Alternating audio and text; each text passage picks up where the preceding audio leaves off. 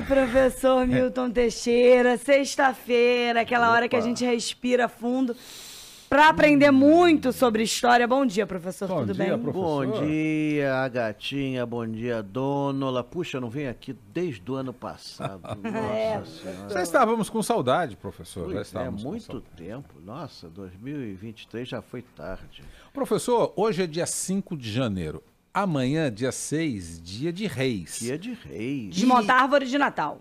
E dia 9, que é terça-feira da semana que vem, também um dia interessante, que é dia do Fico. Dia do Fico. Ou seja, temos 2 dias para falar hoje. Sim. O dia de Reis e o dia do Fico. Professor, comecemos por que data?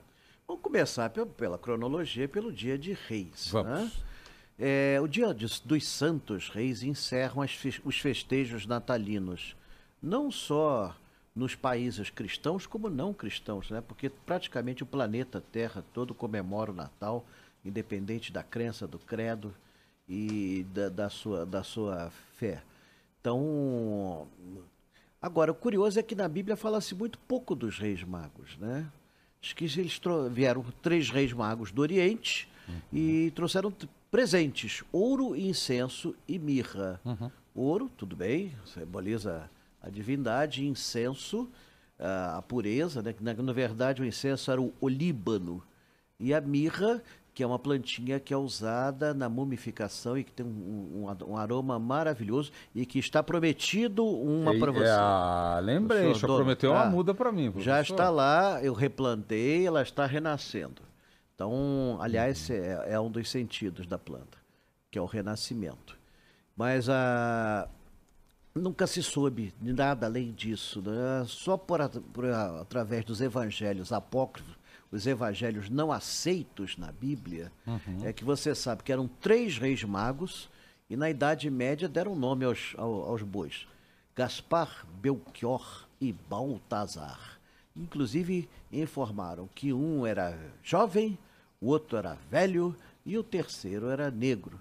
E realmente o crânio dos 3, né, os 3 crânios estão na igreja, na abadia de Colônia, na Alemanha. Na Alemanha, maior igreja gótica do mundo. E realmente, ali está o crânio de um jovem, de um velho e de um negroide. Aí fica para você, será que é verdade? Será que é verdadeiro? Isso eu não vou discutir, porque as relíquias sagradas são questões de fé. Mas, seja como for, né, a vinda dos Reis Magos antigamente marcava a abertura dos brinquedos, dos presentes dos brinquedos dados do dia de Natal. Ninguém abria os presentes no dia 25, abria dia 6. Agora, em compensação, em todo o Brasil hoje começam as folias de reis. As folias de reis, inclusive aqui no nosso estado, são muito bonitas, que é o trajeto dos 3 reis magos até a manjedoura de Cristo. Então, nas cidades, eles montam um cortejo, tem os soldados romanos, tem os demônios, os farriocos, e tem os 3 reis magos que vão de casa em casa, abençoando as residências até chegar à manjedoura de Cristo.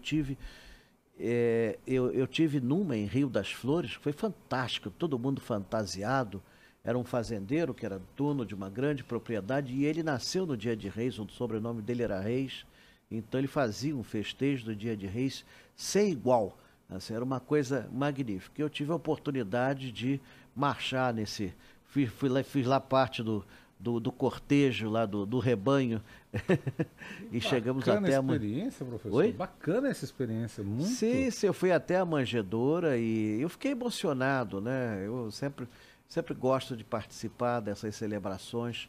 Nós fomos até uma cruz montada na fazenda. Essa fazenda hoje é um hotel, fica lá em Rio das Flores. E bonito hotel. E era algo assim inesquecível. E os demônios, então, o pessoal caprichava na fantasia, botava aqueles chifres enormes, chifre de boi, a cara assim de boi. E eram figuras jocosas mesmo, né? A função deles era atrapalhar a ida dos Reis Magos. Agora, ninguém atrapalhou, felizmente, foi Dom Pedro declarar ficar no Brasil no dia 9. Dom Pedro, nosso futuro imperador Dom Pedro I, tinha recebido cartas de Lisboa em outubro de 1821, ordenando o seu retorno a Portugal e entregue o Brasil aos capitães generais. Nós íamos voltar a ser colônia de Portugal. E graças a um grupo de patriotas luso-brasileiros, José Clemente Pereira, José Bonifácio, Joaquim Gonçalves Ledo, outros mais, assim, juntaram-se em volta do príncipe e convenceram ele a não voltar para Portugal. Mesmo assim, ele estava com a ideia de retornar, mandou uma carta para o pai, já estou fazendo as malas. Mas no dia 9 de janeiro, 5.000 pessoas apareceram no Largo do Paço, atual Praça 15 de Novembro, a primeira manifestação política em todo o Brasil, bradando, pedindo que ele ficasse. Que ele ficasse, que ele ficasse, que ele ficasse. E ele então, na janela, ele faz a famosa declaração. Depois alguns historiadores negaram, mas o próprio Dom Pedro escreveu uma carta depois confirmando que deu essa declaração. Na 7ª janela do Sobrado do Paço. Se é pro bem de todos e felicidade geral da nação, estou pronto. Diga ao povo que fico e recomendo todos união e tranquilidade. Então, e com isso, deu-se início ao nosso processo de independência. Que diferença, 100 e tantos, 200 anos depois, para o Fora Temer, né? Não, teve um jornal que mostrou uma manifestação na China. O ex-presidente Temer foi à China e o chinês botou uma placa, Fora Temer, Welcome Fora Temer. Então, acho que ele viu uma reportagem brasileira, pensou que Fora fosse o primeiro nome do presidente. Welcome Fora Temer. Mas isso faz parte da nossa história política recente. Portanto, você tem aí uma história de uma manifestação folclórica muito bonita do Brasil e do Rio de Janeiro. Amanhã vai ocorrer, em Paraty deve estar uma loucura. A de Paraty é fantástica, diz que vai a cidade inteira. Então, infelizmente eu não vou poder estar amanhã. Amanhã eu estou na feirinha da Praça 15. Pois é, com a minha mulher vendendo antiguidades. E professor, nós estamos no comecinho do ano, já temos desenho de passeios? Sim, dia 27, já que falamos de religião e política, dia 27 vamos fazer um passeio nesse estilo, Mosteiro de São Bento, com a Praça Mauá. Primeiro eu levo na casa de Deus, que é o correto, né? Depois eu levo na casa do diabo. Aí cada um escolhe onde quer ficar. É o tal negócio, eu prefiro o Mosteiro de São Bento. São 400 anos de arte, 400 anos de história. O Mosteiro de São Bento foi declarado Patrimônio da Humanidade antes do Rio de Janeiro assim ser declarado. Foi ali que começou a nossa arte, começou a nossa pintura, a nossa talha, a nossa imaginária, que é a escultura sacra.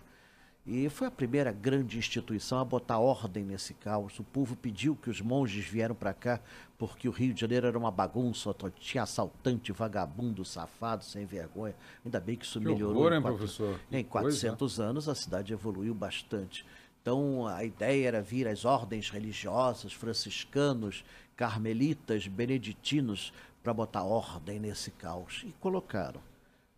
O Mosteiro de São Bento, do alto daquela colina, presenciou a evolução do Rio de Janeiro, guerras, combates, a vida da República laica, sobreviveu a isso tudo e é frequentadíssimo no domingo na sua missa gregoriana. Mas eu vou no sábado, dia 27 de janeiro, 9 horas da manhã, lá na porta do Mosteiro de São Bento. O acesso é pela rua Dom Gerardo, tem elevador e tem rampa.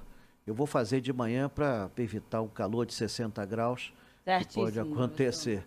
Então, mas vai ser de manhã e vai ser 9 horas da manhã na porta do Mosteiro de São Bento.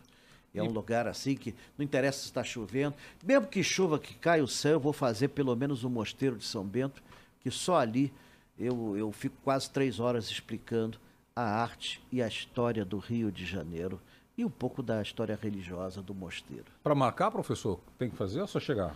Chega lá. Aí, não, esse é tranquilo, Os ambientes fechados é que nós temos que limitar um pouco o acesso. Mas o Mosteiro de São Bento é uma eclésia, né? A eclésia, todos estão ali, né? Aberto, a porta está aberta.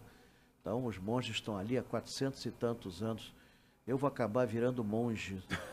Aliás, todo professor é um pouco monge, né, Léo? Tem que aprender a viver sem nada, a viver com o mínimo possível. Pois é, nós somos monges já há muito tempo. Monge da sabedoria. Professor, Muito bom, um professor. beijo pra você. Beijão, até Semana semana. que vem tem mais.